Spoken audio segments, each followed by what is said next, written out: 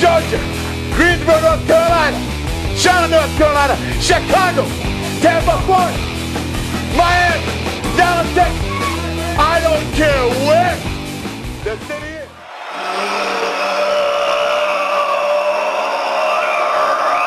Back on episode 4 this week of the Weekly Pro Wrestling Rush. Jeff Jaros along with Matt Shadis and Steven Lane as always. What's up, guys? Pretty good. Glad to be back. I don't know, guys, but what do you think? The Raw was pretty good this week. Overall, you know, one of the things I wanted to mention to start off, though, is do you guys think Raw needs to go back to 2 hours? Because I think they're desperately an hour long. Yeah. They're desperately in need of, like, taking an hour out. That's brutal. What do you think, Matt? I don't mind either way, honestly. I think 2 hours probably, I mean, with the size of the roster that they've got and how many people that are going to be up on the roster within 3 months after Mania, I mean. But don't you think that, like. Nice if they use the third hour correctly. But that's the thing, though. That's the thing I was going to mention, not to say what you're going to say, but they just seem like half of it's commercials. So there's like an hour-long promotion commercial now that they've put in there. Over the 3-hour span, you get about an hour of promo and commercial stuff. And the 5 spots on how to download the WWE app.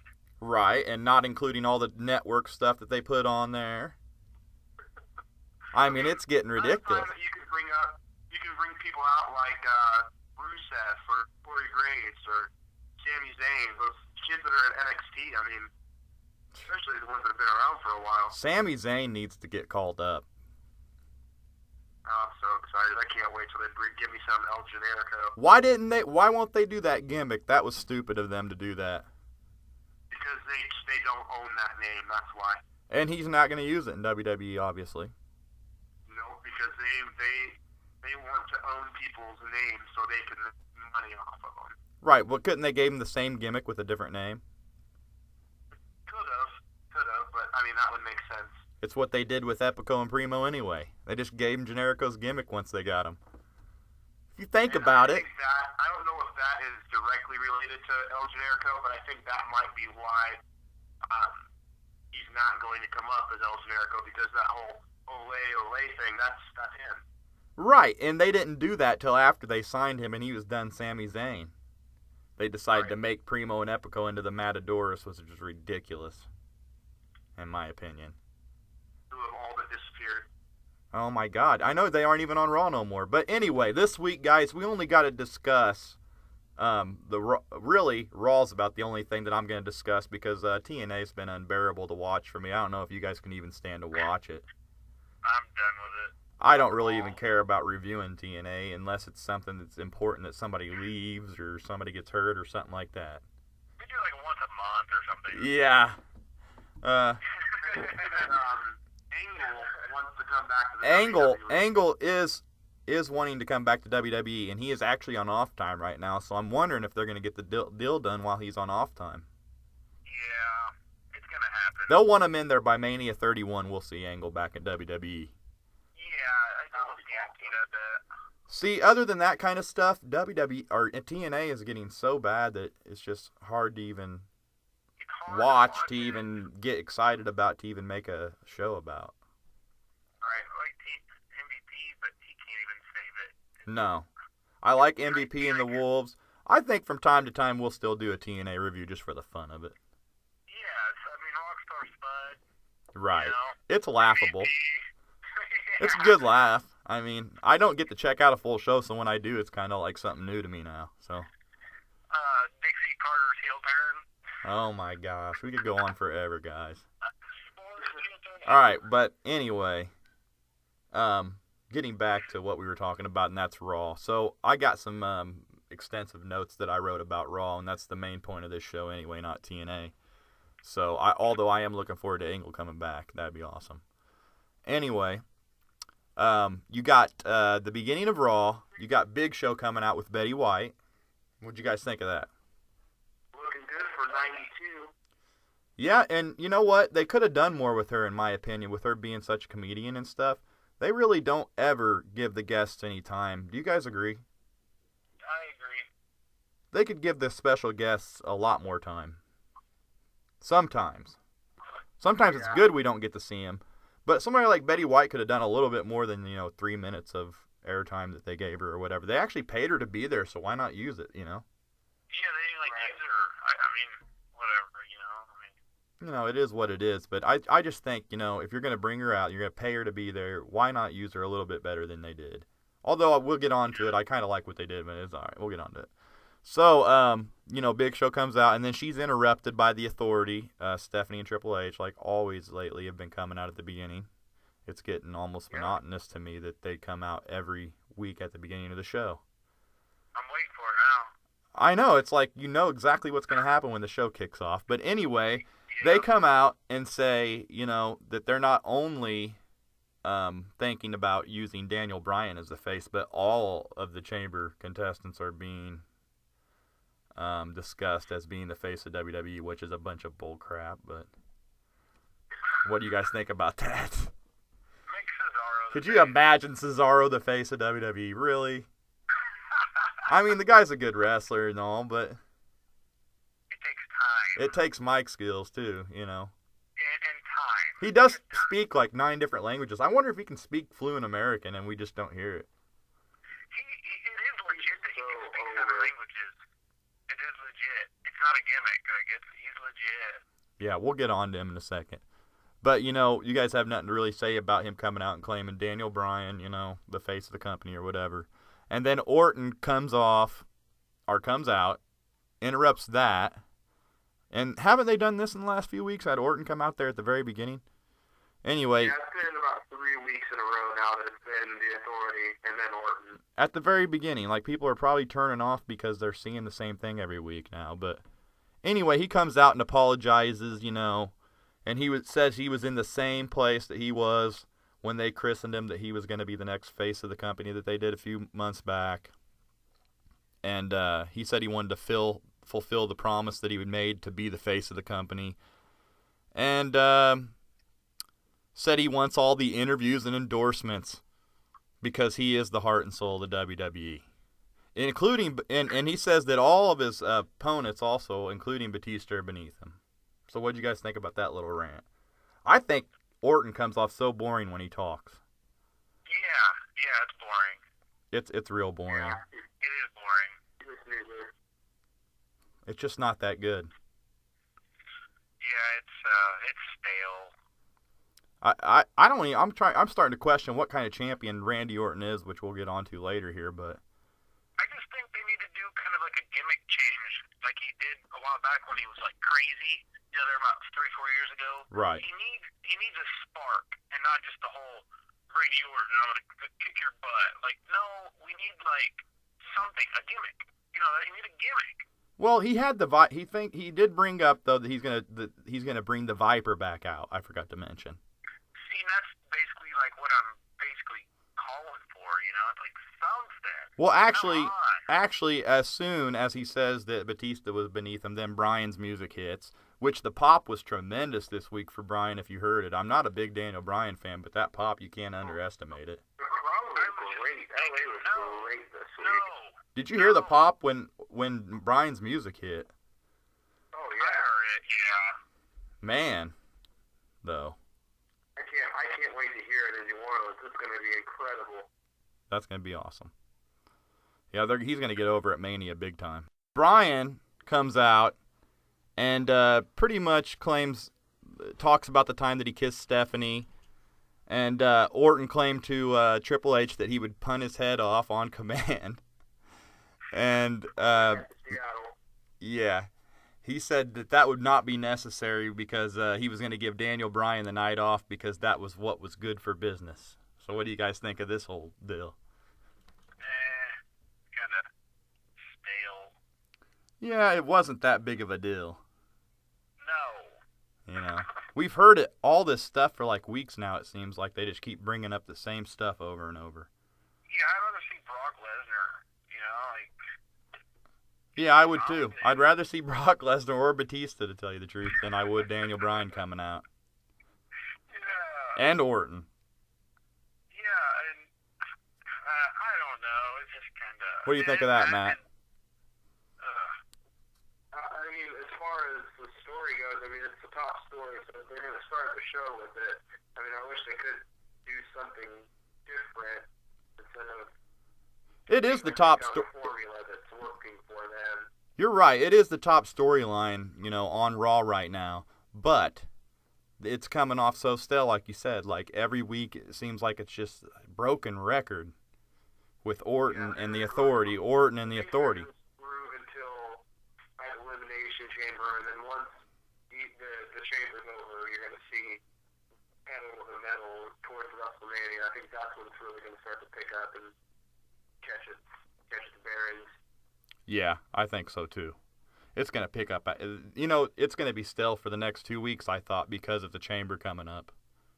That's why I hate this pay-per-view. Yeah. I hate this pay-per-view right here. It's too jumbled. It's too jumbled with the main event, isn't it? Mania. It just doesn't make sense. To have another... What doesn't make sense to you, Matt? The pay-per-view being there just feels like it's like a weight that's holding the story back. I think that there should be 8 weeks before WrestleMania just to go straight from the Rumble. Yeah, they really... It's unnecessary to have the Chamber, even though we discussed that the Chamber is a cool pay-per-view, but it's not unnecessary to have it in the time that they do. It's a cool gimmick, but I don't think it needs to be its own pay-per-view. I don't think so either. Like, when they first started, it was at... Survivor Series. Right, it was at SummerSlam when it first started, I'm pretty sure. So, yeah. I'm thinking that they could have an 8-week build to Mania and hold off on the pay-per-view. What do you think, Steven? Yeah, I think that would work pretty good. Yeah, I think it's kind of watering down things a little bit. Yeah. And then you've got Rumble where you're going for a number 1 contender, and then you come right back into the Chamber where you're going for the number 1 contender. It doesn't make sense.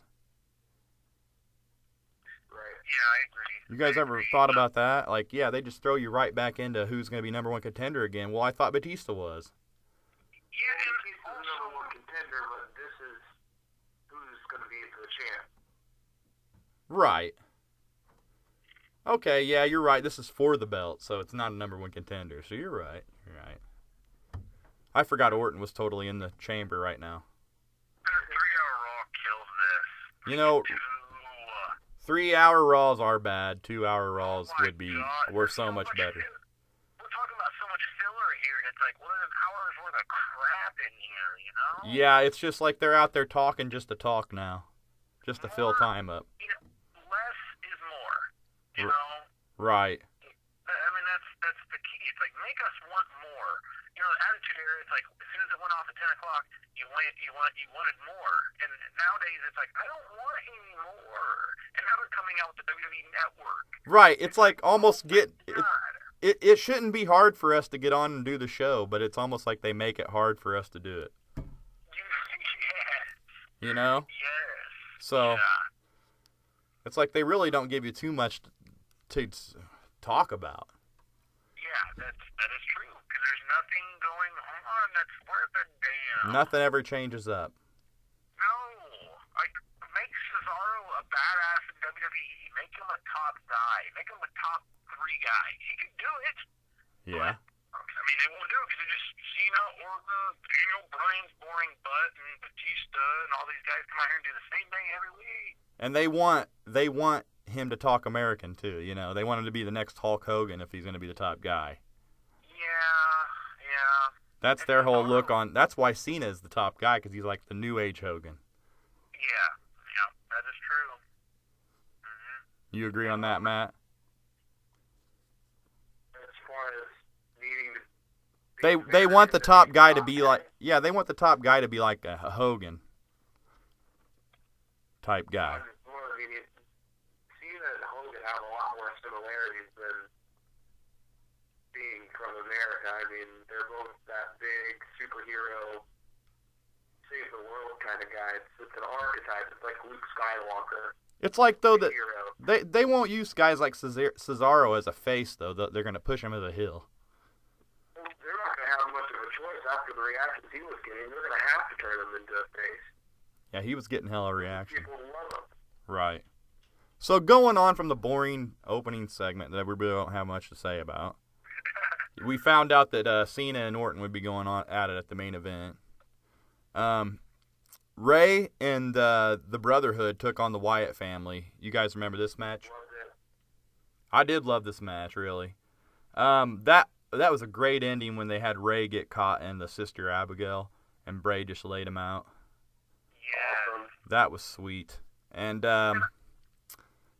did you guys see at the end there, they cut a promo on the Shield?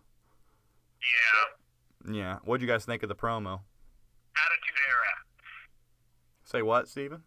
It's an Attitude Era kind of stuff. It is. It's more Attitude Era type stuff. He claimed that that they would, pretty much suffer the same fate as everybody has ever came before him until it's time for his next game, whatever that means. I think that's something subliminal or something. They said time for his next game. Yeah. Now, I also think they should cash in and get a diva named Abigail with them. They claim Sister Abigail in the story is dead, though. But bringing a chick into the Wyatt family would be good. Yes, I think it could use a chick, one of the girls from NXT. What do you think, Matt? Paige would be awesome in that role. I've thought for months now that Paige would be perfect for the Wyatt family. Do you know Paige? But you could even like have Bray think that she looks like Sister Abigail, and he's just mesmerized by her or something like that. I think that would be pretty cool. That's a great idea, really. Did you hear that, Steven? No, I didn't hear that. What was that? He said that to have a storyline where Sister Abigail mirror images Paige, like Paige is like her twin or something, or looks just like her almost. Okay, so he has some kind of fetish with her, right? Right. In NXT? Yeah, Paige is in NXT. She's really good. Okay. Really good in-ring skills for a woman. Solid. Okay. So it's really good. I think they need to get a good wrestler diva, though. A diva that can really, truly wrestle if they was going to have one with the Wyatt. I'd say Paige is their best wrestler in NXT, wouldn't you say, Matt? Yeah, I'd say it's her, and then probably Ric Flair's daughter. She can go, too. Charlotte. See, I haven't seen much of Charlotte, but Flair's daughter, I've heard things about her, but I haven't really checked her wrestling skills out yet. She that good?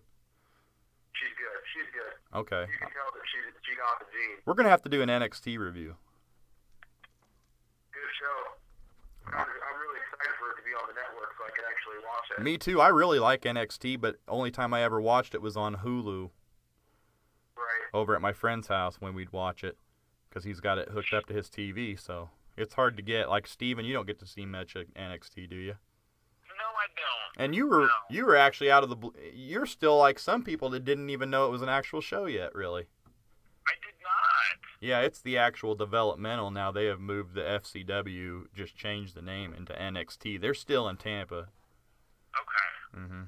So that's what they've done there. Yeah. So, after they cut the promo, they went to a clip backstage of Reigns winning the Rumble. And I'm going to tell you right now, they're getting ready to push him as like one of the main guys. I hope so. After that promo, it just has me saying, yeah, they're doing it. And I don't think that the Shield will last till WrestleMania. No, I think they'll make it to WrestleMania. You think they'll make it till WrestleMania as a unit? Because I think they won't. That's where they're going to break up. Triple threat match for the belt. At Mania? At Mania. You think they'll break up right before Mania though, and then go into the Mania and triple threat match? That'd be cool. Yeah, for Ambrose. See, when Ambrose was talking about the open challenge, I immediately thought it was going to be Roman Reigns. Yeah, and I was going to get to that because right after they played the Rumble clip, Rollins starts claiming that they're going to let their actions, their actions speak, and then Reigns mentions, not Reigns, but the girl that was Renee Young, she mentioned that Ambrose hadn't defended his title forever, like I said in like the first episode or second episode we did, that he never defends the U.S. title. Right. First one. They actually brought it up, and I was like, hey, maybe somebody's listening. But anyway, Ambrose claims, that it takes some contracts and, they got to sign contracts and stuff to do this kind of stuff. It takes paperwork, and that he can't just pull a defender for the title out of midair, So Reigns comes back at him, calls his bluff and claims, pretty much that aren't you trying to be a fighting champion here? And so Ambrose gets pissed off and makes the open U.S. title challenge for later in that night. But like you're saying, Matt, I immediately thought that it was going to be Reigns. I was so excited. I was dead set that nobody was going to come out and it was going to be Roman Reigns. Yeah, because I totally forgot about the man that we will be talking about that returned and did challenge him. I totally wasn't even thinking about him at the time, and I thought Reigns is going to do it. This could be not. I didn't think it would turn the Shield against each other, but I thought it was going to happen. And that would start some tension there, I thought, maybe. But they didn't go that way.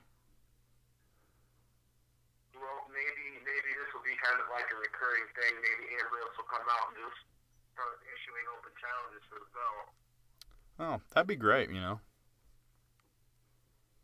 He needs to defend it more, anyway, so. It means nothing. It means nothing. The U.S. title really doesn't. Look at Crash Holly whenever he was a hardcore champion. He made that belt mean something, didn't he? Yeah, and they were doing something, and you're like, oh, I can't wait to see this. Even though it was the hardcore title, you were wanting to see it defended. That's ridiculous that now they can't even make a title watchable. Yeah. Or you can't get interested in any of the belts. Yeah, we need to get some more gimmick matches too, like a hardcore match once in a while or something. It's just same match every single time, every 3 hours. All right, we're going to flip through the next segment real quick because it was Summer Rae and Fandango taking on, Santino and had Emma out there. And I'm going to tell you guys what. I was shaking my head through the whole time that Emma came out there. What is this hand movement thing they got her doing, and do they think this is really going to get over? I don't know, but I think it's hilarious. I don't like it. You like it, Matt? I think it's great. I love Santino. I don't know. He just cracks me up. But I just hate the Emma gimmick they got going. Right, no, I think that's a great move to put those two together. Oh, you think it's a good? You think it's a good move because she's been getting negative reactions. She's been getting negative reactions since Raw, so that's kind of interesting that you thought that you liked it.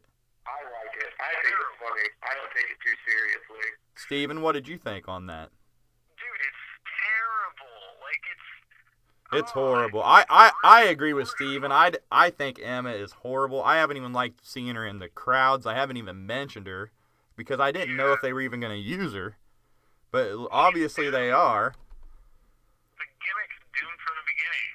Yeah, it really was. It really was. It really was. And I'm going to tell you what, though, Matt, with you liking it, though, gives it hope.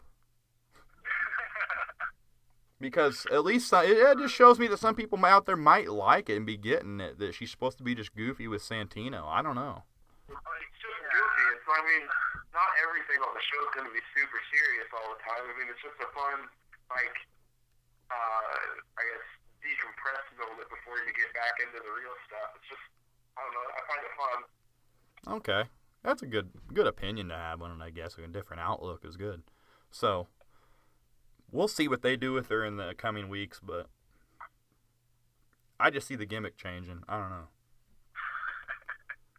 But after that, Fandango won with the flying leg drop. And by the way, another thing is if they take the gimmick off Fandango, he could be a hell of a wrestler and one of the top guys, in my opinion. If he didn't have that stupid gimmick holding him back, he's awesome in the ring.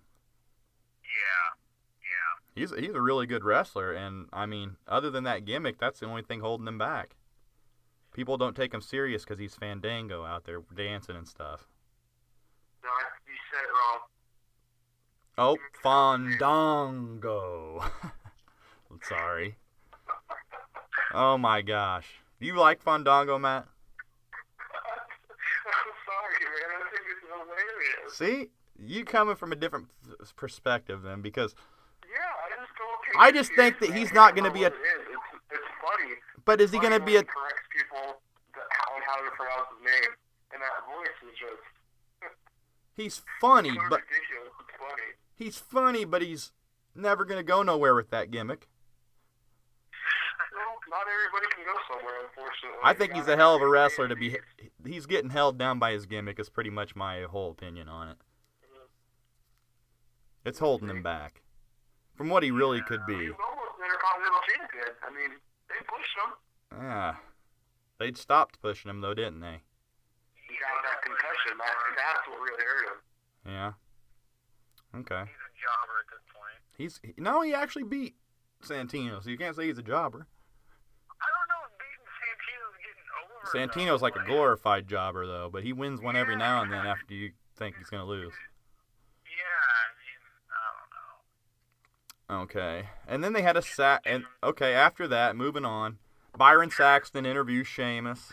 Another pretty much, they're just throwing it in there for the hell of it, claims that he's friends with Christian, but afterwards him and Christian might go have a beer together. But he says that's the last joke he's going to have till the Chamber. And he said the Chamber's nothing to laugh about, and that he's going to main event WrestleMania no matter what anybody does about it. Does anybody believe Sheamus is actually going to win the Chamber? No. So what was the point of putting this segment in there? See, that's the thing about these 3-hour Raws, that they just throw in little interviews and stuff just to do it now that would never be on. Since he came back. Yeah, Sheamus hasn't really cut a promo since he's came back, has he? We never really knew. Is he the fun-loving Sheamus like when he left, or is he the serious Sheamus? We never really knew till this interview, I guess. He's a baby face. He's a face, all right, but they've used him differently. Yeah, he hasn't said anything. He's been serious, though. He's a much better heel. In his run, he's been a serious heel. He's also been kind of a funny guy, you know what I mean? So they're like split on what they want to do with Sheamus, I think. I'm not a huge fan of him. Claiming that's the last joke he's going to make, that kind of tells me that maybe he's going to get a little mean streak going on, I don't know. But then they went right into the Sheamus and Christian versus the Real Americans, which I'm going to tell you right now was the best match of the whole night. Match of the night. Yep, Sheamus, brogue kicks, swagger for the win. The storyline kind of continued with Swagger and Cesaro. Are you guys really think these guys are going to break up or what? Yeah, I think they are. I keep thinking they're going to break up, but then they come back out the next week and they're cool. And even at the end of this match, even after he lost, Cesaro was helping him back. He wasn't sitting there shaking his head like he was the week before. I kind of was paying attention to that. And I don't know what they're going to do with the Real Americans. It seems like Cesaro's getting pushed on his own, but you would have thought that they would have immediately put him on his own, completely broken from the Real Americans somehow, some way. Already, yeah. I don't understand it. Did you see that they dropped the Antonio from the name now? They did not talk. They did drop Antonio from the name? Yep, he is now just Cesaro. He is just Cesaro now. See, I didn't know that. Thanks for the info, Matt. They took it off of the website. They took it off of his bio. Why would you just call a guy Cesaro?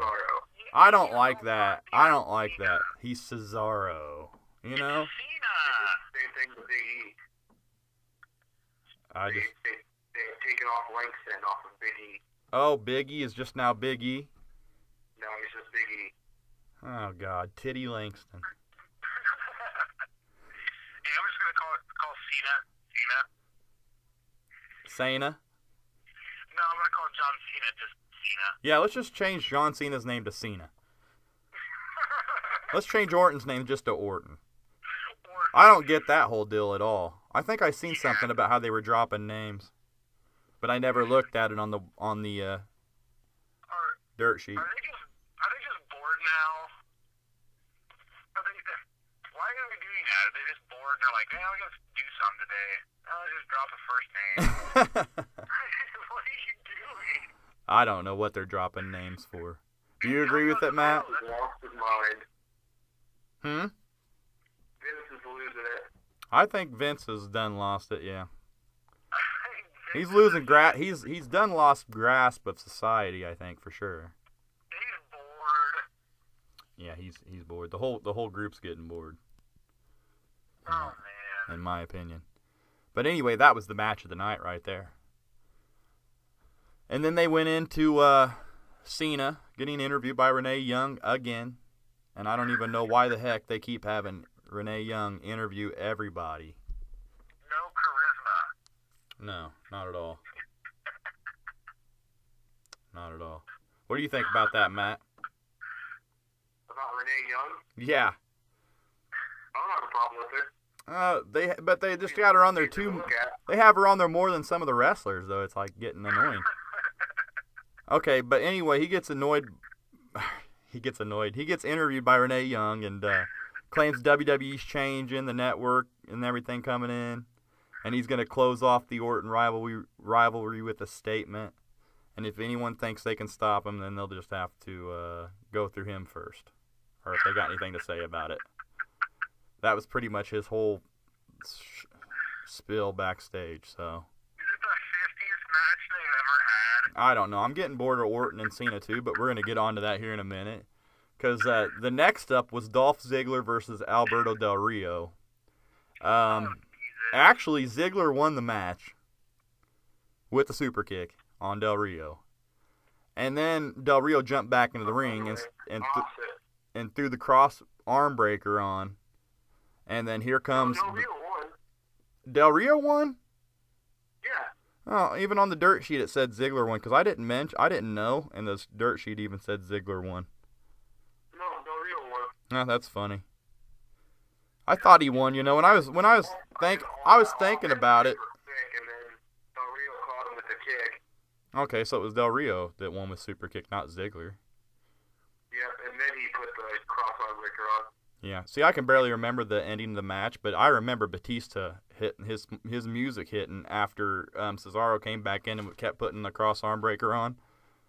Right. And then Batista's entrance music hit, and he came in and speared Del Rio out of the ring. And then he threw him into the ring steps and started taking the stuff off of the top of the announce table. And then he threw him into the guardrail right before he power bombed him through the announce table, which was awesome.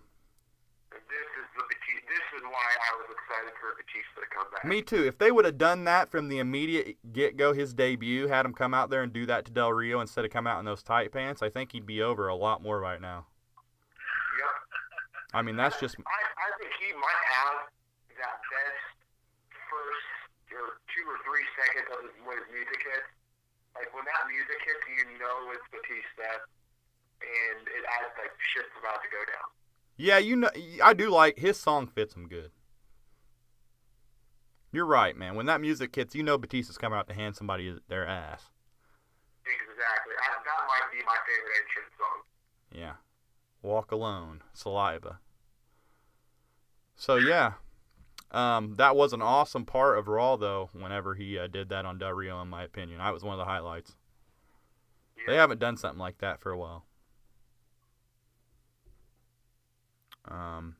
He wanted to hit him with the monitor, actually, and then he walks away backstage, and Triple H gets him and tells him he needs to start calming it down, you know, take it easy. He's trying to make a good name for the WWE, you know, and Batista's kind of, you know, going out there and going crazy. He doesn't want him doing that. He needs Batista's help with the situation, he says. Batista said Del Rio deserves it, though, and then Triple H says, okay, well then Batista and Del Rio, you're going to have a match at Chamber, which I called like 2 weeks back or whatever, that they were going to have a match at the Chamber. I think everybody realized that. Right. We did mention that we thought they were going to end up having the blow-off at the Chamber for that, so. It seems like they're trying to fix what they messed up in with Batista. Like, they know that this is what the fans want, and having Triple H, the heel that everybody hates right now, talk down to him, it seems to be like they're trying to fix it. They had a chance with him, right? I think they blew their opportunity with Batista. Right. People were hyped up to see him, and then we saw that Doll Day comeback that he did, and it was just not... Yeah, it was just like, Batista's back. I think they're really trying to... you know, like you said, they're trying to repackage him already. Make him more intimidating, you know, the animal that everybody wants to see.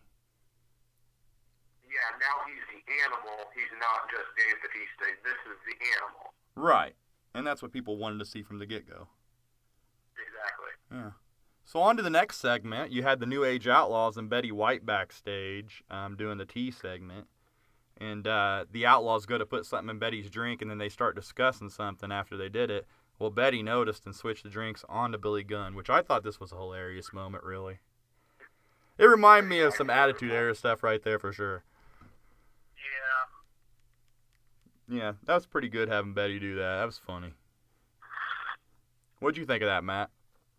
I love Betty White. Betty White's hilarious. And I just think it's cool that they're going to actually use the Outlaws in some way like that, too. Yeah. And they're not just going to be a fly-by-night thing. They're actually going to stick around a while. Yeah, looks like they're going to have a nice little championship run here. Yeah, because right after that, the Usos came out to fight Ryback and Axel, who are getting so lame. I hope they release these guys after Mania when he drops the Warrior or whatever. Outlaws were on the commentary the whole time, which was funny because you knew Billy was sick the whole time. So you were wondering the whole time what was going to happen there, which you couldn't really concentrate on the match too much. But the Usos are really good. Oh, I love the Usos. They just keep getting better every week, in my opinion, the Usos do. They're actually starting to win me over a little bit. From that really sweet Warrior entrance, the diving over the top rope, and tagging. They're so high flying for their size. They move around so well for their size. They're fun to watch. They're really like watching, the head shrinkers or the guys the Wild Samoans and stuff. They were always known for, flying around like that. So Right. it's really cool to see. It's almost like a new age head shrinkers, if you guys remember the head shrinkers. No, not my head. Yeah, go back and look at the head shrinkers. That was actually Rikishi was in that tag team as Fatu. It was Samu and Fatu, and they were like a newer version of the Wild Samoans. Oh, wow. Yeah, go look it up in the early 90s. They had tag reign and everything. So, yeah, that's their dad. So that's why they remind me of a new age, like they're like a hip version of the... Because they were just straight serious, the head shrinkers, so... Straightforward like Samoan savages. But they're not playing the Samoan savage part, but they're playing that they do dress the Samoan style and stuff, so it's kind of cool. Yeah. Billy Gunn ended up running back to the back like he had to, go to the bathroom real bad. So let's hope he made it to the restroom after taking whatever, the X-Lax or whatever they put in his drink. The Usos just stood there in the ring laughing. So what'd you guys think of that? I thought it was funny. I thought it was all right. It was funny. It was more Attitude Era-like than anything they've done for a while. Yeah. It had that edge to it, too. I was like, wow, this is different. And it's kind of cool because they did it with the Outlaws, too. We need more of it. Betty White. Yeah, Betty White should have. We needed more of her. She should have came out and, they could have had her, acknowledge the fact of what she did. Would have been kind of funny. Right. Yeah. In my opinion. But that's just me. Not the WWE who's paying her. After that segment, Dean Ambrose went on to do the open challenge for the U.S. title, and I wasn't surprised to see Mark Henry out there after they did announce that he was returning that night. And I didn't really put two and two together, but I immediately thought Reigns was going to accept the challenge like we said. No, I like to see Mark Henry come out, though. I did like to see Mark Henry. He's been pretty good. He's having one of the better runs in his career, in my opinion, as far as getting over with the crowd. I wish they wouldn't have turned him into this big baby face. I wish they would have let him come back as that monster heel, the Hall of Fame Mark Henry. He's much better as the monster heel, in my opinion. Oh, yeah. I don't like the fun-loving, Mark Henry gimmick either. That's what I was interested to see. I was interested to see if he was going to come back and smile and pander the crowd, if he was just going to be that. I knew from the picture they put on there that he was going to come back as the fun-loving gimmick.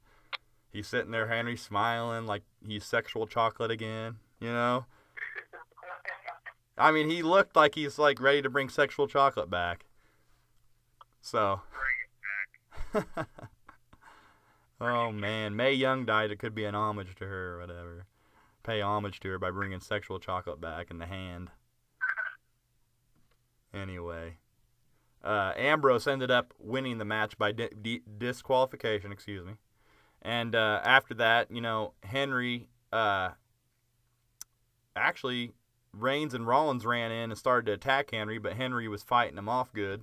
And then when they got outside the ring after he threw Rollins outside the ring, he started going after Rollins and Reigns.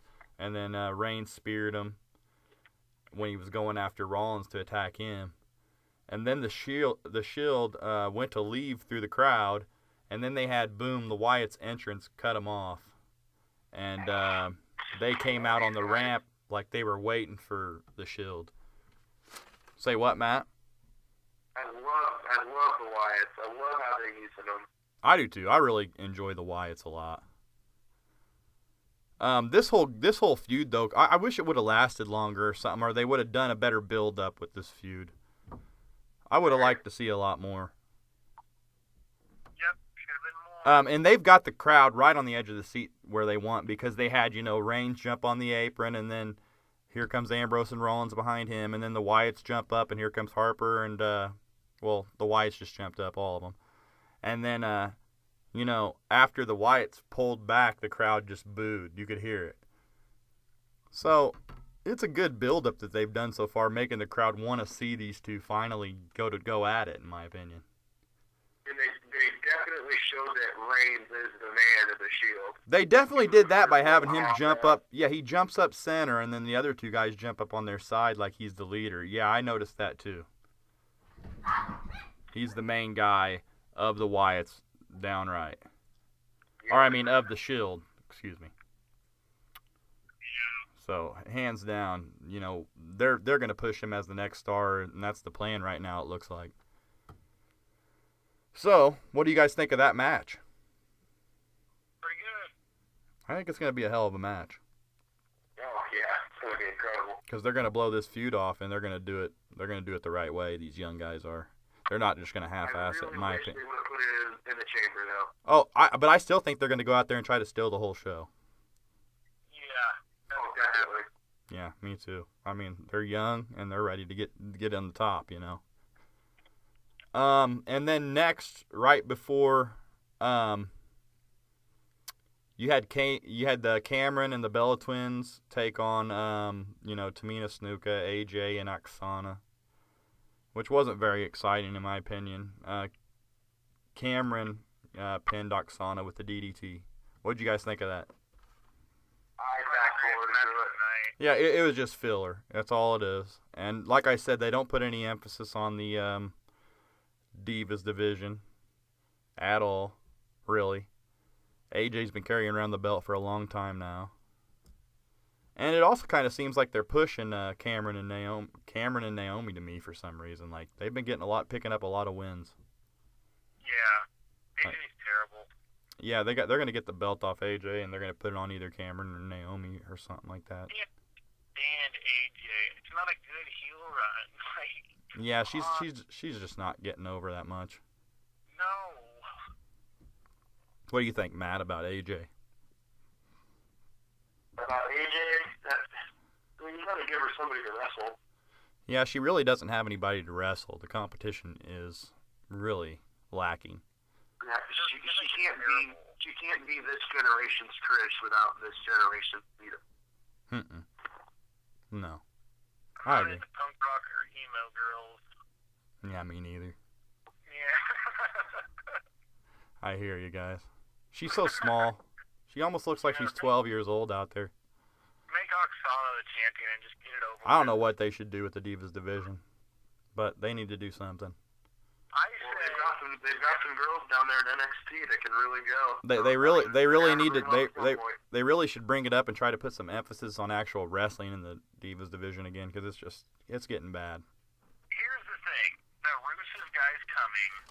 Make him your United States champion, and have the chick, that Lana chick that's with him, make her the women's champion, and have them just dominate everybody and make the titles mean something. Yeah, I think Rusev coming in is going to be good. Yes. Yeah. He's actually a good wrestler. I've seen him down in NXT. What do you think, Matt? Rusev? I think Rusev is going to be great if they do it right. Yeah, me too. Me too. So, on to the next segment, because we're done with the Divas. Kane came out and said, he was placed on leave earlier by Stephanie and Triple H, and he accepted the punishment. But he said the Authority really had nothing to do with it, and said the Authority actually advised him to vacate the arena that night. Daniel Bryan then cuts him off, and he rushes down to the ring, and Bryan Kane get in a little battle. Bryan actually gets the best of him after he recovers from an initial choke slam attempt by Kane, and then he threw him out the ring, and Bryan hit the the dive on the outside, and then a drop kick into the crowd. Then he started the yes chant, and Kane just retreated through the audience. What did you guys think of that whole thing? What's this feud? It's pretty obvious that Kane is going to cost Daniel Bryan the title in Elimination Chamber. You think so? Yep. What's this feud going to lead? I think it's going to come down to Bryan and Orton, and Kane's going to find a way to cost them. And what's this feud going to lead to? Is Kane going to come back and get in the ring again? I hope that this isn't going towards Kane and Bryan at WrestleMania. I'm hoping it's not either, but I was thinking the same thing, and I didn't want to say it, as I'm thinking they're thinking about Kane and Bryan at Mania. I mean, it would have made sense last year when you had the Daniel Bryan or Team Hell No. When you had that, it would have made sense to do it then. But right. now, I've almost forgot that they were Team Hell No. Yep, tag team champions. I'm the tag team champions. Right. Yeah, I remember all that. But, yeah, I almost forgot about it now. They don't even really play that up at all. That would have been great to do that last year. Yeah. So if they do that at Mania, I don't imagine that they're just going to blow it off on a Raw, just a Bryan Kane match on a Raw. So I don't either. Kane, but I think I'm thinking Bryan's been scrapped from the title picture. That's what it's looking like. That's what it's looking like to me, too, and I'm surprised. Now that we talk about it, that they may actually pull him out. Because I was thinking that, too, but I wasn't going to say anything until one of you guys mentioned it. But it looks like Kane and Bryan at Mania. Crowd, as usual, was all into the yes chant. There's still 53 days until WrestleMania, so I mean... Right, the crowd was still into the yes chant, like always, like I said. Maybe they'll make him pull double duty at the Chamber and wrestle Kane and go in the Chamber. I don't see him doing that. But you never know. It could be a good Authority storyline to have him do something like that, and then he's wore out in the Chamber so he doesn't last long. And then you got that angle, well, you didn't let me pull double duty at the Rumble when I wanted to be in the Rumble. Right. And, well, we're going to let you pull double duty tonight. I can see him doing something like that, yeah. That's what yeah, now that you say it, that's a great idea, actually, that they could do to him. What do you think, Steven? Yeah, I don't know. This is just kind of a blow-off, I think. The whole show was kind of a blow-off. Yeah, but Kane and Daniel Bryan, I don't know if that's the right thing to do, but whatever. It's like we don't know what to do with them. We don't know if we want to put him in the title picture, so let's just have him fight Kane. That's what we were going to do with CM Punk, so let's just have him fight Kane. Have him fight Kane. Take CM Punk's spot. You're right. I mean, that's it. I think that's what's happened. They've just moved him into where Punk was. Punk wasn't even going to get into the title picture. I don't think so either. Have Rusev fight Kane. I don't know. But on to the next segment, and that was the final match of the night, the main event, Orton and Cena for the 400th time. If you're counting. Maybe 401. No comment on that. I actually think that I was not looking forward for this match, but when it happened and I saw it, I was actually like, that was a good match. And I think me and Matt, didn't you bring this up? I actually kind of enjoyed the Orton-Cena match. I liked it. I didn't have a problem with it. It was probably the second best match I've seen between these two guys. Yeah, although it was their 400th match or whatever, that they had a hell of a match because I think they knew that it was going to be the final one. Yeah. And for a while, at least. Yeah, Cena ended up hitting the AA, the Attitude Adjustment, for the pin on Orton. And it's got me thinking that isn't that 2 weeks in a row now that Orton's went down as a clean pin?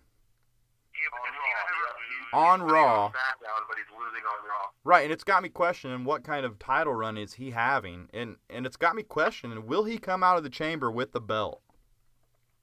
He has to. Who else do you put it on? I don't know. It's just got me thinking that something's different going on with Orton right now. Who else faces Batista at WrestleMania? I agree with you. You're probably right. He'll probably still get the chamber win and get the belt, but they've had him lose cleanly 2 weeks in a row. It just does not make the champion look strong going into a pay-per-view. No, definitely not. But maybe they're making him trying to look weak going into the pay-per-view. I just don't see Orton pulling it out, but I guess he's going to. Well, you could have Daniel Bryan win the chamber, and then Randy Orton wants his rematch clause for WrestleMania in the main event, and then you have your triple threat. Yeah. Then they wouldn't do the Bryan and Kane match then, too. So we'll have to see what happens on the chamber here, because it's going to be interesting. Yep, it's going to be fun. Okay, so also, that will pretty much conclude Raw for the episode, unless you guys have anything else you want to add on to that. Did we talk about Lita? Yeah, I'm going to bring that up now. Gosh. Okay, yeah. Other than, what we talked about, they inducted Lita into the Hall of Fame. And were you guys surprised to hear this? I am not actually surprised to hear that they put Lita in. No. She was a pretty damn solid... Sorry, Matt, what was that? I'm pretty sure I predicted this on one of our previous shows. I'm pretty sure that it was like the first or second episode that you predicted it. We'll have to go back and look. But yeah, I think we all said Lita would probably get in when you mentioned it too. I think she was a solid wrestler for a female, but hampered by injuries because of her style. But she changed the game. I mean, she was doing moonsaults and yeah, she was the first girl I ever saw doing moonsaults out there. I mean, she was doing. I seen a spot during a cage match where she did a 360 Hurricane Rana, or just a straight, not a 360, but a Hurricane Rana off the ladder on somebody outside the cage onto the floor. Hardy Boys match. Yeah, it was a Hardy Boys cage match against the Dudleys, I think. It's a great match if you haven't ever seen it. It's on the Bloodiest Cage Matches tape that they made. Okay, yeah. If you haven't ever seen it. Yeah. That's a good match. Lita shines in that one with that little spot that they did for her. It's cool. Yeah, I've seen that. Have you? That was a hell of a move. I was like, wow. Yeah, no, that was legit. Yeah. And her moonsaults were always cool. Oh, yeah. Okay, so that just had me wondering, though, after Lita getting put in the Hall of Fame, what other girls could they actually put in the Hall of Fame? And I started thinking, though, what about Sable? Oh, Jesus. She just changed the entire industry, whether we like her or not. It's Brock Lesnar's. It's actually Brock Lesnar's wife, so she's there. Yeah. What do you think, Matt? Yeah, I could see that. I mean, it would make sense. She was like, wasn't she the first one? Probably not even the third girl you would put in of that generation, but isn't she was also the first one to do Playboy? Yeah, wasn't she the first one to do Playboy? It's overdue that she's. I don't know why she's not in there already, to tell you the truth. Yeah. She really lost her luster over the years or something. Mark Marrow. Yeah, Mark Marrow's something else. Well, that whole run with Mark Marrow and Stable. She was actually married to him at the time. Oh, no way. Yeah, she was actually married. She was Renee Marrow. She's not even good looking. I don't think she's not that great. No, Brock's married to her now though, and got a kid or two, I think, from her. Wow. Together. Another woman that I was thinking of that they could put in is Chyna. They'll never do it though because of what she's been through, in my opinion. I don't know. They may give pity on her one of these years and put her in. That's the girl. I don't know. I think if she gets in with DX. Yeah, she changed the game though too, Matt. Yeah. No, I mean, you got to give her props. I think she gets inducted by herself because of the porn and all of that. Yeah, I think that she kind of dampened herself with the drug situation and the alcohol abuse and stuff like that, too. With the company, kind of soured herself on the company. When she was in that reality show, it was bad. Surreal Life or whatever. Yeah. It just didn't look good. And she's just not a good spokesperson to have, out there. But I could see him putting China in. Also, you could make an argument, maybe Stacy Keibler, maybe Tori Wilson, maybe some of these girls could actually get in. If you're going to put Coco Beware in there, they have to be considered. Keibler's next. Who's that? My guess is Keibler's going to be the next woman that gets in. Stacy Keibler. Was that one of the girls you were going to mention? Yeah, I think she's the next. I think that's the next. And you were going to say China? So, yeah, we're all kind of on the same page with girls that they're leaving out, and I think they're leaving them out purposely. Yeah. You could make an argument that a Underblaze Medusa should get in. But the only way that she's not getting in is because what she did when she jumped ship and threw the belt in the trash on WCW. Exactly. Yeah. Exactly. But don't you think, Matt, that she could get in? If not for that? Yeah, no. She was an innovator. That's exactly why she's never going to get in. Yeah, but she was right up there with Sherry Martel and the innovators for the women wrestlers back when I was a kid, especially. I mean, I was like, this girl's a good wrestler. Yeah, but she kind of blew that. Yeah, she blew it when she dropped the belt in the trash on WCW, and they've never had any kind of dealing with her since. Yeah. But you could definitely put her in there. I think they put Sunny in, didn't they? Yeah. So they got Sunny. Yeah. So if you guys don't have any other women, I think that concludes today's show. Yeah, no, I can't think of anything else. Okay, well, I appreciate you guys calling in again this week, and till next week, that'll be episode 4 complete, and we'll be on our 5th episode, so that's kind of cool. We made it to number 5. Haven't thrown the towel in yet on them. It's our time to shine. That's my final thought. I'm actually also on my final thought. I'm really looking forward to February 24th. Monday Night Raw. Yeah, I'm looking forward to Taker. Looking forward to Hogan being on there with his old ass and everything. So,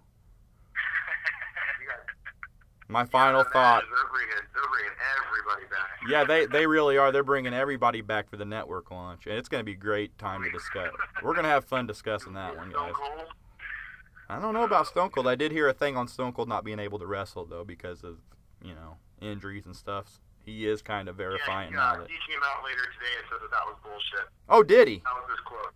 Did he? Well, I'm glad I brought that up then. That's total bullshit. I'm glad you brought that up then. Let's bring Stone Cold back. My final thing I'm going to say, guys.